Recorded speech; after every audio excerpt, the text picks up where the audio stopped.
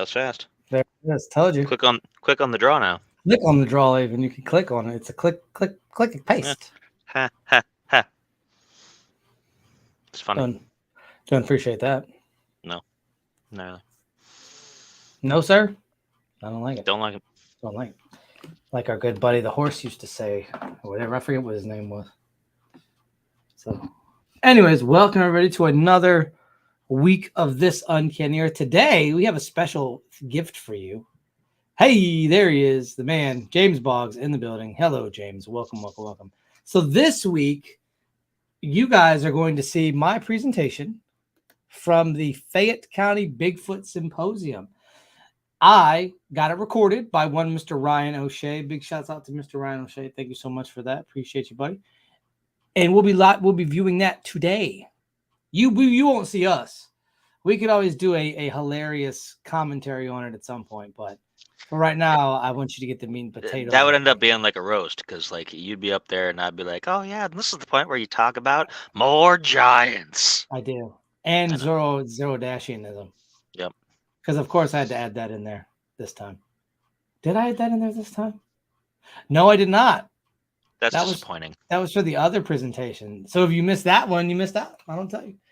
Anyways, that is what we are going to be doing today. It's not not as long as the regular show. It runs about 30 minutes, 32, 38, I think, roughly, give or take. I don't know why this wireless thing is doing what it's doing. Connection is unstable. I'm not on Wi-Fi. That's weird. Why does that say Wi-Fi? That's odd. Huh. I've never had that happen before. It sometimes happens to me, but it's not happening now. Everything looks good. It disappeared, so that was weird. No. Well, everything here looks fine. Yeah, it looks fine on mine too. I didn't get any warnings. I was going to say, well, maybe it's me, but usually I would get the warning. You would get the warning, yes. And I didn't. No warnings for my man, Spiderifica. So there it is. Oh, uh-oh. Watch out. He's raising it. Calm down. Don't raise it. Raising it up. You're not Amish. Don't raise it. I gotta add another floor, you know. Oh. I wonder how much it costs. I'm getting weird messages every time I comment. Maybe they're doing updates again, because that has messed us up before. Yes, it sure the fudge has. That has messed us up before. But before it gets messed up again, it is time once again for the This Uncanny Earth adventures. Tonight, the presentation and all presentations, ladies and gentlemen, I give to you from the great state of Pennsylvania, the amazing, the one, the only, Robert Solomon. Now, let me just say this too. We will not be coming with the ending on this one. So you folks can see yourselves out. And we will see you next week for another episode of This Uncanny Earth, where we will be discussing AI. So don't miss it. And we will see you folks next time. Why be boring when you can be uncanny? See you guys later. Peace.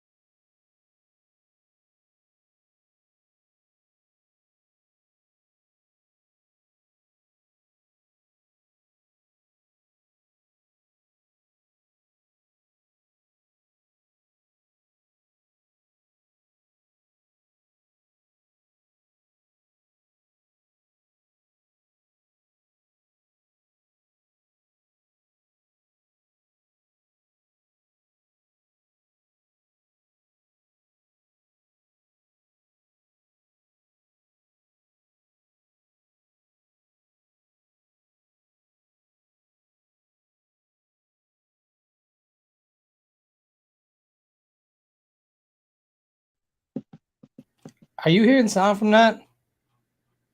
Um, Me, no. I wasn't sure if I was supposed to. Because we should be able to hear sound. I'll have to pull it up off the YouTube. Oh, this is good stuff. I figured it would share. It should share both the sound and the. There could be just an option that we didn't Let's click somewhere. let's find I out. can't see it on my end, but I don't think I can. I think it has to be on your end since you have the video uploaded. Let me see here. All right. Wow. They never can get good. I'll check it right now. There is no sound. He is right. Okay. Um.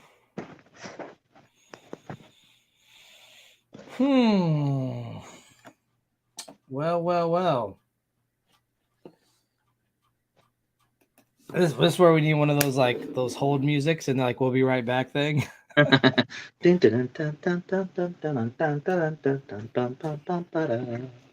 I should have looked into this first. I didn't think I'm this gonna would be plug a back company. in so it'll be a little easier.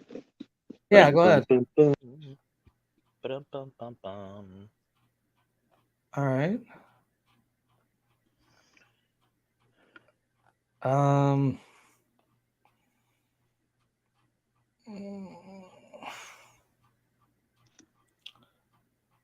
Oh, okay. I think I figured it out. That hurt. Okay. I think I figured it out. Let's find out if I figured it out. All right. So let's stop the screen. We're going to present again. Share screen. So you can go window. Oh. Oh. Okay. So I guess you can't share audio. You would have had to upload the video separately and play the video.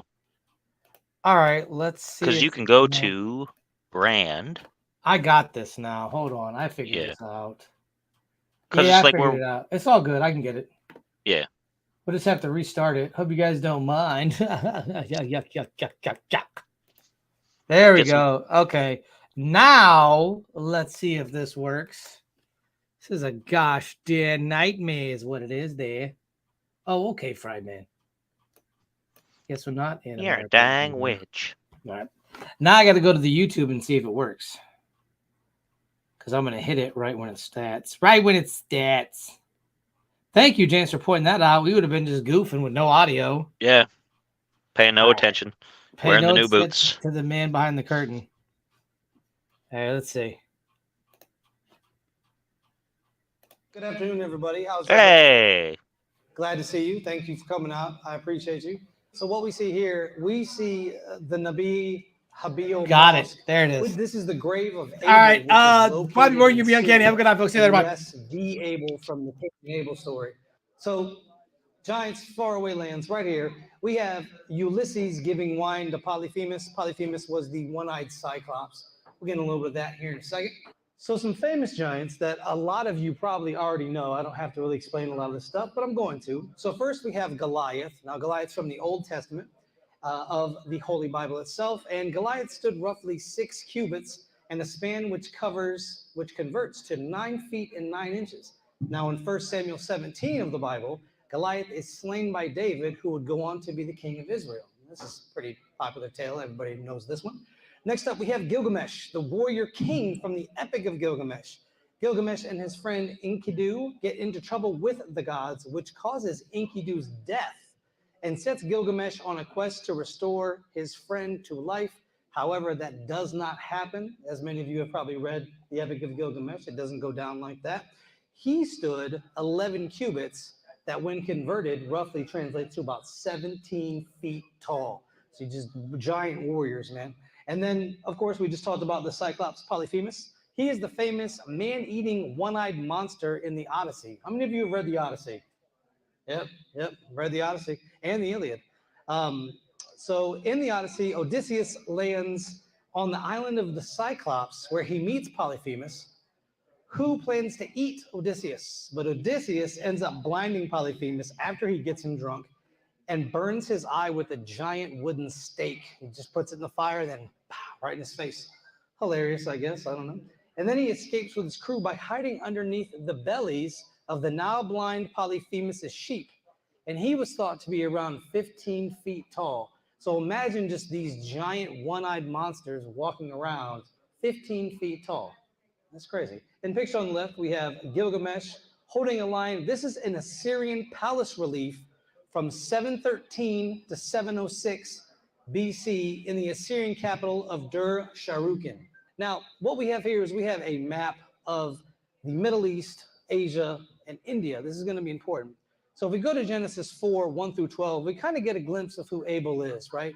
We know that he's the son of Adam and Eve, and he's the brother of Cain.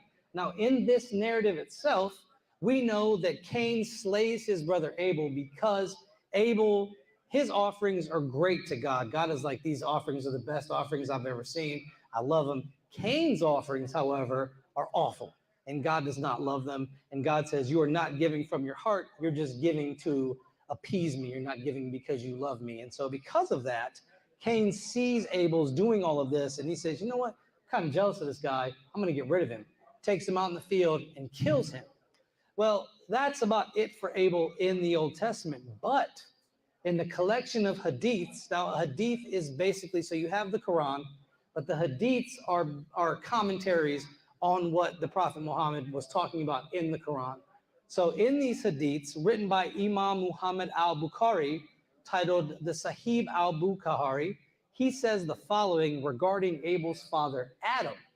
Allah created Adam, making him 60 cubits tall, and 60 cubits equates to about 90 feet. Now, we have to understand something here before we continue further. This is pre-flood times. So the pre-flood era, men were taller, the flora and fauna was different. After the flood waters recede, it's a new world. So let's take that into account. Now, the location of Abel differs depending on what you believe. The first supposed location is in the country of Syria, which I did not, let's see here. So we're looking right about here. And it's located in the west mountains, west of the mountains of Damascus, is the first image I showed you guys, the Nabi Habil Mosque, known as the Mosque of the Prophet Abel, and it houses what is believed to be the grave of Abel himself. Now, the mosque was built in 1599 by Wali Ahmad Pasha, and inside of this mosque is a 23-foot-long sarcophagus said to be the size of the world's builders. Now, you have these giant men who are building these crazy structures. We don't have a lot of those things left. We don't have a lot of the tablets left over from that time period. Now, if we continue to look further in Ramantharapuram, India, which we're going to go right about here. So right about here, there's this little bridge that connects to Sri Lanka. So here, near the Rameswaram railway station, there is a dargah or a shrine or a tomb built to honor a revered religious figure. And we have that sitting there, and that is 60 feet long and is said to be built to the memory of both Cain and Abel, or Abil and Habil.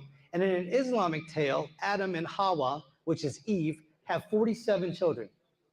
Could any of you parents imagine having 47 children? I have one and it drives me crazy daily. 47? I don't think I could do that. That's fine. And 46 of these were twins. The first two being Abel and Cain, or Abel and Habil. And they were 60 feet tall. And in this legend, it says that after being expelled out of Eden, Adam and Hawa went east and came to southern India. So if we look, the Garden of Eden is thought to be in this region here, right? They literally went down in here, went all over here, and ended up down here. This one I'm a little iffy on. I'm not saying it's not possible. And the world looked different then. The world doesn't look the same today as it did back in Adam and Eve's time. So, like I said, this is the map of the Middle East, India, and Asia. So next up, the giants of the Bible, the Anakim and the Rephaim. So the Anakim were Nephilim descendants from the line of Anak. Now, Anak was a leader. Nobody really knows much about this gentleman, but there's only like a select few Bible verses. And in Joshua 15:13 through 14, it says the following. In accordance with the Lord's command to him, Joshua gave to Caleb, son of Jephthah, or Jephthah. These names are kind of tough sometimes, so please bear with me. A portion in Judah, the Kirath Arba, that is Hebron. Arba was the forefather of Anak, so he was like the previous generation. And not much is given regarding the one known as Anak, save for that his father was Arba from Hebron, and Caleb drove out 3 Anakites, Shishai, Hyman, and Talmi, the sons of Anak. So we're seeing giants. We're seeing the sons of giants. Now, the word Rephaim has 2 distinct definitions. The first meaning spirits in Sheol. Sheol was kind of like the place that Abraham, Isaac, all of the forefathers before Christ dwelled, basically like a sleep. And the second meaning is mighty people with tall stature who lived in Canaan. Now, if you know where Canaan is and the idea of Canaan itself, Canaan housed a lot of interesting individuals, to say the least, and their god that they worshipped was very, very different. So in Deuteronomy 2:20 through 21, it says the following: it too was accounted as a land of the Rephaim. The Rephaim, they dwelt in it before time, yet the Ammonites, they called them Zamzumim, a people great and numerous and as tall as the Anakim. And if we go further into Deuteronomy 3:11, it discusses a king of the Rephaim named Og. For only Og, the king of Bashan, was left of the remnant of the Rephaim. Behold, his bed was a bed of iron. Is it not in Rabbah of the Ammonites? 9 cubits was its length, and 4 cubits its breadth, according to the common cubit, which is 14 feet by 6 feet. This is what his bed looked like. So if you see these people, their stature compared to this bed. Now, that's a giant bed. I'd like to have a bed that big. I'd probably sleep a lot better if I did. So next up, we're going to talk about King Shaddad bin Ad, who was an antediluvian ruler of the world. So he was pre-flood. And like I said previous, he was an antediluvian leader, and he's discussed in both the Quran and the Book of 1001 Nights. Has anybody ever read the Arabian Nights? Not too many people. Give it. It's a fantastic read. In the Book of 1001 Nights, Shaddad is described as a universal king who basically rules over the world and builds this elaborate city of gold. And some myths say that he built the Great Pyramids to store his treasures during the Great Flood to keep them safe. The internet is a wild place, I'll say that much. So then we go into the Iram of the Pillars, and Shaddad is the ruler of this place. This is the same Iram that the miracle worker Muhammad the Tall comes from. We're gonna get on that here in a little bit. But they were both from the tribe of Ad, and the Ad were a tribe of giants. In the At-Tibyan fi Tafsir al-Quran, an exegesis of the Quran by Sheikh Tusi, it says that the people of Ad were tall like palm trees and were able to destroy mountains. In Hadith from Imam al-Sadiq, he agrees with Sheikh Tusi that the people of Ad were as tall as palm trees. So you have 2 people that both are in agreement regarding these rather tall folks. Now, a very interesting aspect regarding these people of Iram takes us to the Nabateans. Now, if any of you have ever seen Petra in Jordan and what it looks like and how it was built and the irrigation systems, what you will find is that the Nabateans were also from the same area or location as the tribe of Ad, which is basically in Saudi Arabia. The Iram of the Pillars, so you have Saudi Arabia, Yemen, and Oman that sit beneath, and there's a desert called the Empty Quarter. Well, from what I have researched and what others and I have been researching is that we may have located this Iram of the Pillars. We're going to seek some funding to head out to the Middle East here in a couple of years, I think, and to see if our estimations are correct. And pictured on the left is the 1001 Arabian Nights. This story revolves around Shaddad having the city built. It's very ornamental, jewels, gold, everywhere you look. And so what happens is he's high and mighty, and he says, this is my city. I'm like a god. And Allah says, okay. And he sends this angel of death to descend. And right before his horse enters the city, the angel of death takes his soul. So didn't get to enjoy them riches. This gentleman here is Dr. Moldashev. He is a surgeon and a giant researcher. which is very interesting. His full name is Dr. Ernst Rifagatovich Moldashev. He's a surgeon ophthalmologist, and he was researching giants in a graveyard west of Aleppo before Dr. Moldashev was able to get permission to excavate this graveyard. The graveyard ends up being destroyed and the graves bulldozed, which leads me to believe that these people did not want anybody else knowing about this graveyard. And this happens frequently. Though Dr. Moldashev, he's distraught. I'd be distraught. I don't like when they destroy history. It kind of hurts my soul. A lot of that happened in the Middle East a few years back when they were blowing up statues and raiding the museums and stuff. And so it was kind of disheartening, but he was taken to another site in Syria and shown something very interesting. About 12 miles away from the destroyed cemetery that we were just speaking about was an interesting find.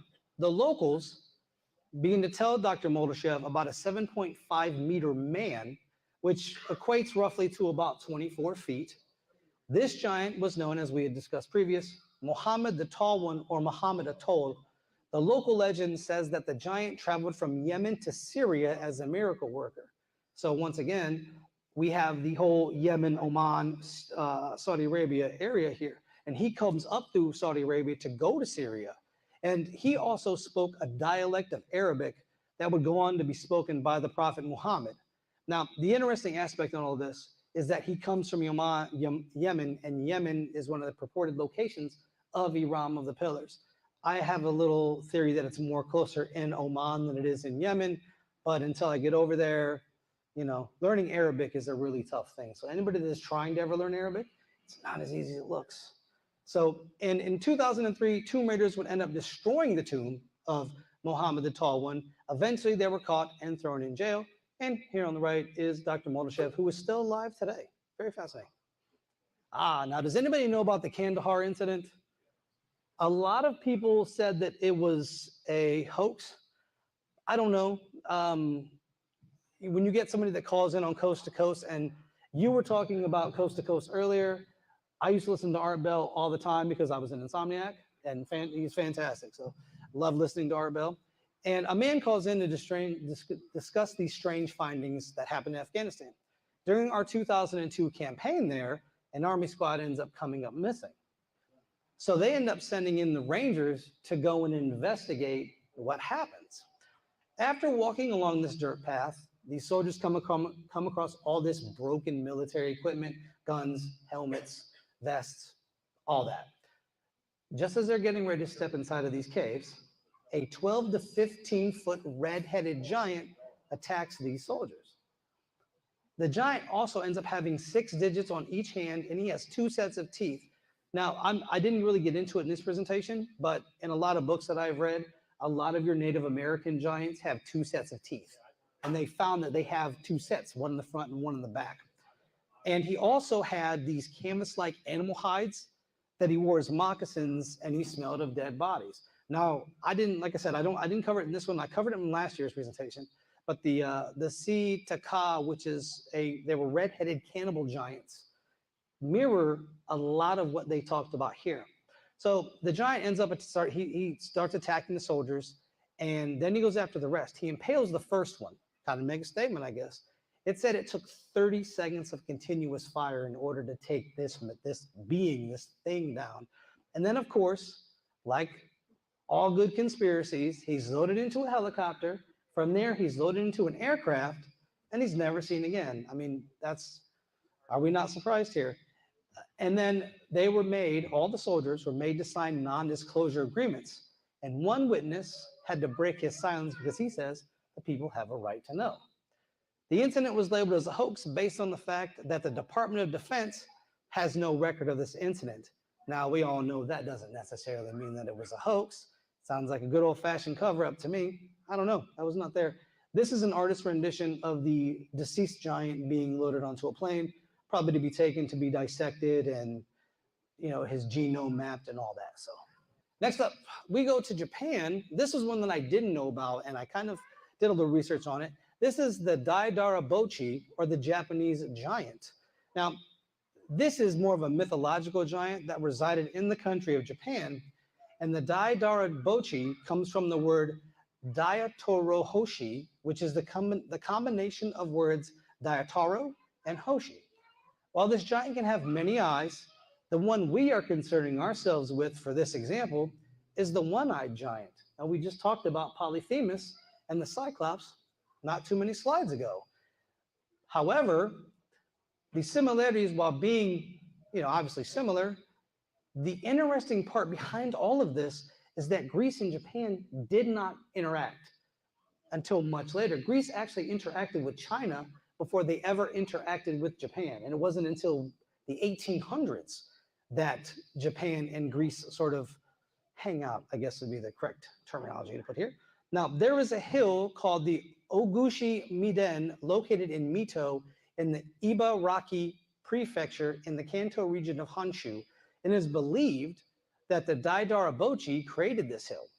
It's where he lived on its top, and what he would do is he would reach down with his hand and grab clams out of the ocean, eat them, and then throw them on a midden or a shell pile. So here's this just giant shell pile, this giant just eating them and throwing them down. And to honor this legend, a giant white statue was set up on a site, and there's a hidden staircase. You can't really see it, but the staircase is like back behind here, more towards his ankles. And you can go inside of him, and while you can't see it, here's his outstretched palm. You can climb up the staircase, come out of that, and just stand on his outstretched palm, and you can look out over the whole park. It'd be a very interesting thing to see. So next up, we have the giant skeletons of Polyarborari, and this is on the province of South Sardinia, which is located on the Italian island of Sardinia. And this is where giant human bones were found. Now, a famous painter and sculptor, Luigi Muscus, he finds these very large bones surrounding the countryside of their village. There were claims that these bones belonged to a man up to 4 meters tall, which roughly converts to about 13 feet. In 1972, while Mr. Muscus was still a child, he finds the remains of a giant skeleton. Interesting. Now, Luigi's not the only one who finds these multiple skeletons. There are locals who go out, they find them. They're interviewed by journalists, and whenever they find the bones and they report them to the authorities or experts, they disappear. That sounds real familiar. Sounds reminiscent of what the Smithsonian used to do. We'll get to that here soon. And pictured on the left is the uncovered stone head from the giants of Monte Prama, found in Sardinia from the Nuragic civilization. Now we're going to get into some Native American giants, because who doesn't love a good Native American giant, right? I do. Pictured on the left here, we have Magellan's encounter with 10-foot giants of Patagonia. So first we're going to get into my home state, the 9-foot Ohio giants. Now, I was asked earlier by Mr. Kevin Paul what I consider to be a giant. And I think you have to relegate that to whatever time period you're discussing. So for instance, men and women were taller, way back when. And as different things have changed on the planet, we have shrunk.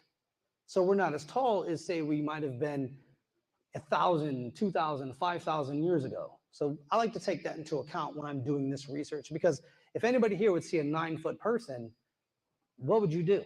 What would you do if you saw a 9 to 10-foot person? It'd be definitely different. It'd definitely be weird.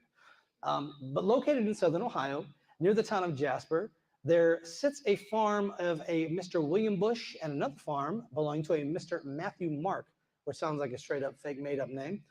Both of these gentlemen witnessed giant bones unearthed on their property.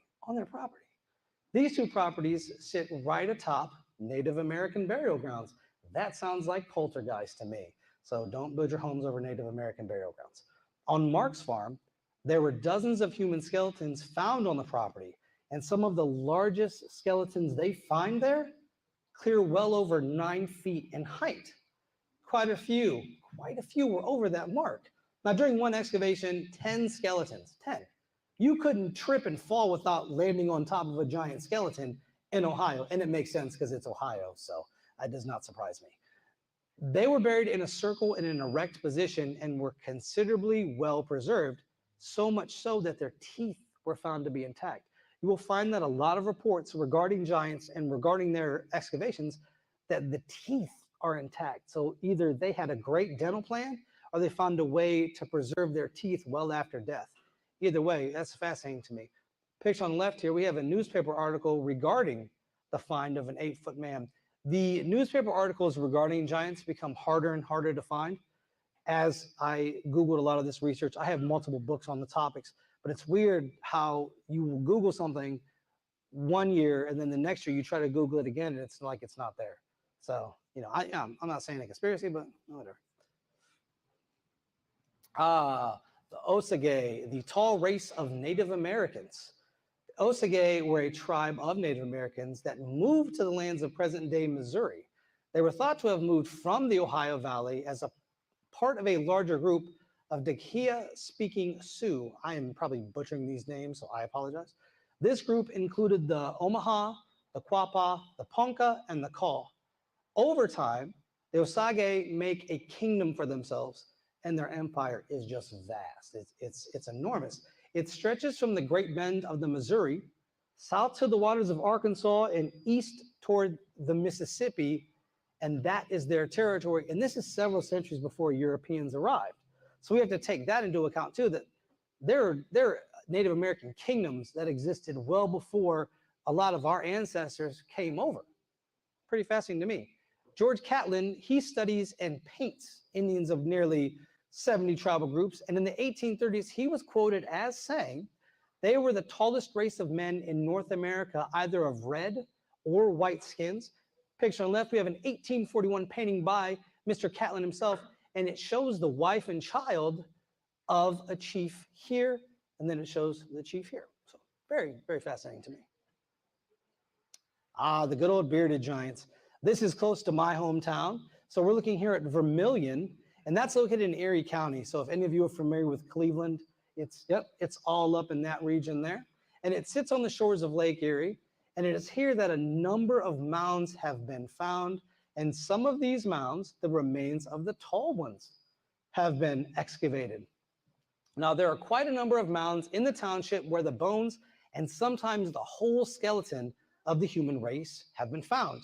The bones and the skeletons found are very large, and some of the inhabitants think they must have belonged to a race of being much larger in size than the Indians found here by the first settlers. It was a tradition of the Indians that the first tribe occupying this whole country was a black bearded race, and they were very large in size.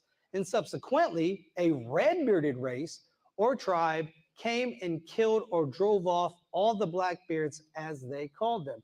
You're going to find out that a lot of these red-headed, red-bearded giants play a pivotal role in sort of shaping the Native American beliefs and how they saw the Great Spirit and things like that, and the Evil One. And the Indians found here by the first white settlers belonged principally to the Sandusky, the Tawa, and the Chippewa tribes. And this is from the Firelands Pioneer Memoirs of Townships, November 1858. And this is the historical sign that has that's sitting in Vermilion. I have been to Vermilion and I've seen the sign. I did not take this picture though. Has anybody here ever been to Vermilion? Nobody? All right. All right, so how many of you know about McKee's Rocks? That's many people. Oh, there we go. Oh, there we go. Okay, awesome. So in Western Pennsylvania, located in Allegheny County is McKee Rocks. Known as The Rocks, it is also one of the largest mounds in the state, and it was built by Adena and Hopewell peoples 1,000 years before Europeans ended up venturing into the area. Now, in the time before the Europeans, the Adena built a large earthwork mound in the area, which would become a burial site. It was augmented years later by people of the Hopewell culture. Now, a short note here, has anybody here been to the Great Serpent Mound? Okay. That was the same thing. They thought the Great Serpent Mound was so many years old, so they found out that numerous Native American tribes were coming through and cleaning the place up. So it made it look newer than it actually was. I've been there. It is legit the coolest thing I've probably seen. You climb up on this kind of like scaffolding thing and look down, and you can see the serpent, you can see the egg. It's pretty cool. Now, Professor Frank M. Garodet helps with the excavation in 1896, and what they found was interesting, to say the least. In the 15-foot burial pit were multiple skeletons. The women all were 6 feet or taller. The men measured in at 7 to 8 feet. And many of these remains were unable to be removed and they end up deteriorating. And some of the other remains were taken and disappeared, as many giant skeletal remains have. And we have a picture on the left, the mound at McKees Rocks. How many people here know about the Smithsonian and their links to giants?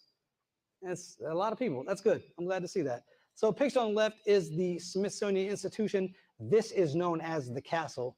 Very foreboding, I guess. So let's get a brief tour of the Smithsonian. It was found posthumously by this fancy gentleman here, James Smithson. It was established by the 11th President of the United States, Mr. James K. Polk, on August 10th, 1846. It operates 19 museums as well as a zoological park, and the museums are located in Washington, D.C., Maryland, New York City, and Virginia. How many of you have ever been to a Smithsonian museum? I've been to 2 of them, both the Air and Space ones, one in Virginia and the one in D.C. itself.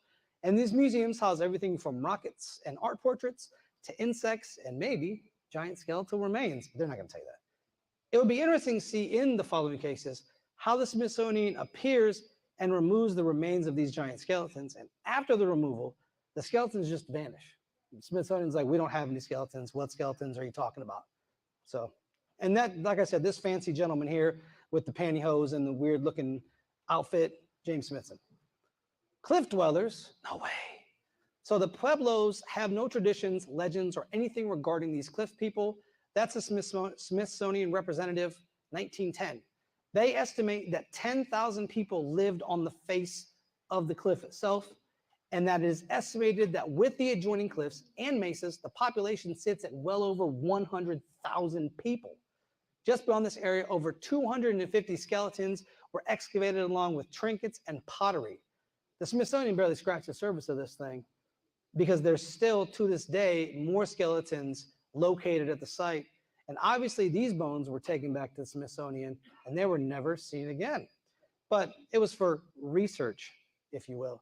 Picture on the left, we have the Sanagua Cliff dwelling, the Montezuma Castle, and this is in Arizona.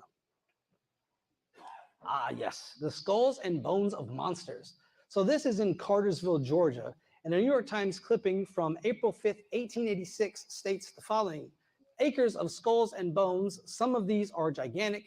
If the whole frame is in proportion to 2 thigh bones that were found, the owner must have stood 14 feet tall.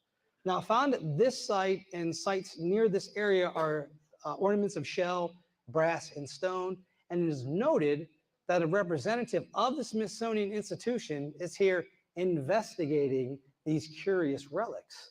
It was confirmed by its edition in the Smithsonian's 5th annual report of 1887 that the Etowah Mound site is south of Cartersville, Georgia, and it is a 54-acre site that was built and occupied from 1000 to 1550 AD. Now, if we go and look into the American Antiquarian, 752 of 1885, on stones which covered the vault were carved inscriptions, and those when deciphered will doubtless lift the veil that now shrouds the history of the race of people that one time inhabited this part of the American continent. The relics have been carefully packed and forwarded to the Smithsonian Institute, and they are said to be the most interesting collection ever found in the United States. I've never seen this collection. I tried to Google it to see if they still had it. Nowhere to be found. I'm not surprised. Now, a final account from the area comes from the North Otago Times dated July 23rd, 1884. This article mentions a 9-foot, 2-inch giant, and H.R. Hazelton recently opened the large Indian mound near Cartersville, Georgia, and a layer of very heavy flagstones covered a deep vault in which was found the skeleton of a man 9 foot 2 inches in height, surrounded by 7 other skeletons, apparently those of very young persons. The giant evidently had been a king, as his head was encircled with a copper crown. His hair, black as jet, reached to his waist, but he had no whiskers. And the bottom of the vault had first been covered with a thick matting of reeds and dry grass, over which were spread the skins of some wild animal. The underside of the stones covering the grave are filled with deeply carved inscriptions. If it is ever possible to decipher these, Mr. Hazleton thinks he will have something reliable in regard to prehistoric man in America. Now, the interesting takeaway that I took from all of this was that the giants and the copper crowns, a lot of times when they dug up these burial mounds, they would find these crowns that were made of copper. And a lot of times people say, well, how could they have made those? And you'll find these in most of the sites that they had dug up. Well, I mean, you won't find them now because obviously they were carted away and stored. But they found strange carvings and other such vaults from 130 years ago. Pictured here is the Etowah Mound in Cartersville, Georgia. I plan on going there this summer. So the man who wouldn't sell to the Smithsonian. This is quite an interesting tale, and I've read 2 accounts of this.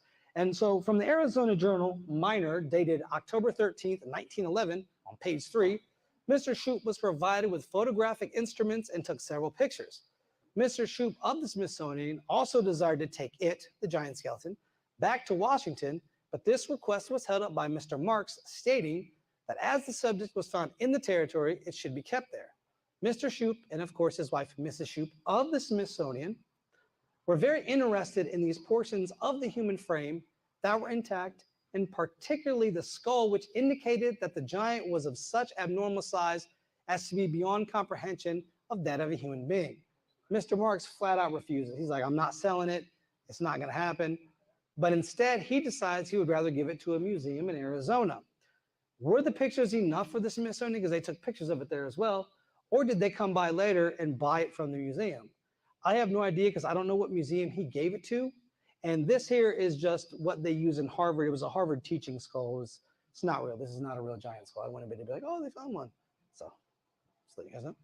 Ah, yes. The good old archaeologist, basically a thief, that gives the Smithsonian a gift. Taken from the Washington Post, and it's dated January 16th, 1910. And this account comes to us from British Columbia.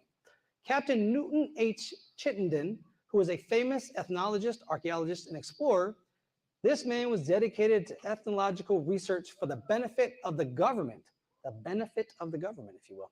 He was the first white man to explore the interior of the Queen Charlotte Islands. Captain Newton Chittenden was an American lawyer and lecturer. He was also a Union Cavalry Regiment officer during the Civil War. He exhibited Indian and Inuit relics in Europe. These he collected while traveling 3,400 miles on a burro, basically a donkey. Now, during his travels, he obtains the skull of a giant. But this is how he gets it. One night, he creeps into an Indian graveyard site and steals the skull. One thing we have to remember is that Native Americans were not going to go dig up their own, they're not going to dig up their own remains and give them somebody. Those were sacred to them, and you digging them up, you're basically being cursed. This gentleman, obviously, he thinks it's okay. So he flees back to America, and he was offered great sums to part with the skull, but in the end, he donates it to the Smithsonian because, of course. He then goes on to uncover an 8-foot giant in a burial mound, only to turn around and donate that one to Berkeley High School. Could you imagine this gentleman just straight up giving your high school a giant skeleton? That's different. And from the Smithsonian Annual Report of 1911, Chittenden, Captain Newton H., Brooklyn, New York, skull of flathead Indian, 2-head flattening pillows, and the hunting shirt of a half-blood Cree Indian. And here he is here, Captain Newton H. Chittenden. So here's some questions to consider. And I urge people to do their research on this because it's quite fascinating once you start digging beneath the surface. So for centuries, the existence of giants has been talked about in ancient myths, texts, folklores, campfire stories. Why do you think people still deny the existence of giants? I can understand if it was maybe 1 story, 2 stories, 100 stories, but when you have multiple stories set in different times, something has to give. And why do others believe they exist? What is the main reason we do not see giants today? Yes, there are people that stand in the 7-foot tall range, but we don't have whole races of people that just stand that tall. Most people, like I said, 5 foot, 6 foot in that range. Now, the Smithsonian for years removed these giant skeletal bones and took them to places never to be seen again. Why? Why would they want to do that? Why would they work so hard to keep this information from the public? What would the ramifications be if this knowledge was made to the public. I don't think it would be as crazy as if the government said UFOs exist or aliens exist.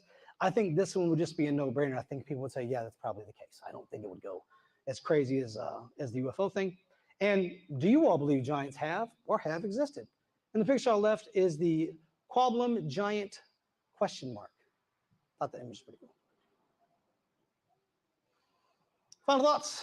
So tales of giants have long been part of humanity's history, from the Holy Bible to the Quran to burial mounds and excavated sites here in the United States.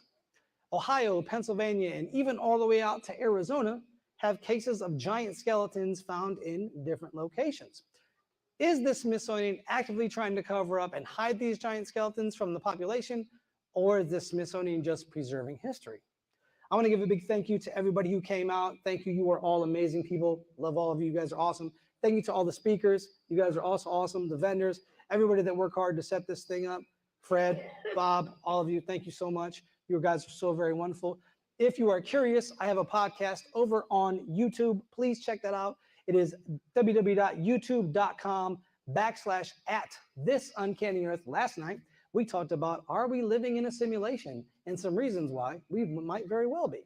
You can also find me on Facebook and Instagram under Robert Solomon or the Mothy High Priest, because I'm also a voice actor. So, and I voice acted for Bethesda and a couple other things. So, and remember, why be boring when you can be uncanny? We will see you folks next time. Thank you very much.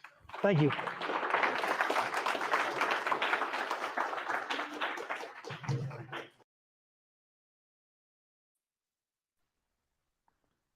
Surprise, surprise. Here we are. You guys did not think we'd be back. We came back. We were That's right. always coming back. Hope you guys liked the presentation. If you have any questions, comments, concerns, comments that concern questions, let us know. Let us know. You had that going somewhere and you weren't sure where it was going to end. So you're just like, oh, we'll just end it there. Well, that's because I had to exit out of everything, and you know how that is. Tab. Right. Tab. The pop that people used to drink back in the day. I don't think they still drink it though. Some people do. They still sell it. They still sell it. Do they sell the pink or the blue Tab? It's in a red can now. Ah. Red Tab. Late night. He's tired. I'm always tired. What else is new? Thank you very much, James. Very good from Mr. James Boggs himself. Thank you so much for that. Appreciate you, buddy. Thank you. Guys, that's it for us. We are out of here for the night. We just figured we'd jump on and say hey. And we said we were going to, but we can't quit you guys. You guys help us make us what we are. So anyways, we'll be back next week with an in-depth discussion on AI. So make sure you tune in. And as always, why be boring when you can be uncanny? We will see you folks next week.